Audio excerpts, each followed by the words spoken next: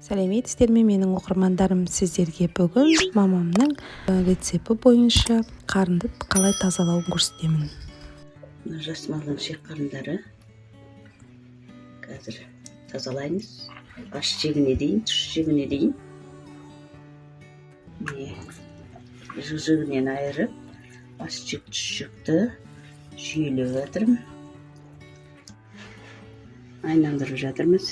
Көбінесе жұрттар аш жекті алмай, мынаны былай аш жекті былай әдемілеп тазалап аламыз.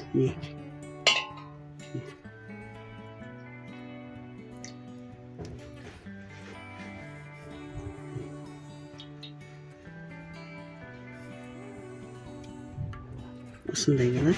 Аш жек тазалағанда сондай мінекей тамаша.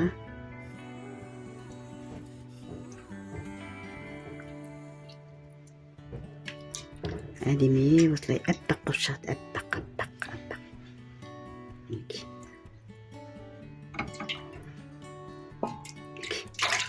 Сондай міне әппақ. Әдемі. Қарасы. Үлкен қарынна әдемі әппақ болып сондай әдемі болды. Мынау жиектері, мынау жаңағы ащы жиек әппақ мінекей. Мына жерде тақия қарын әдемі әппақ.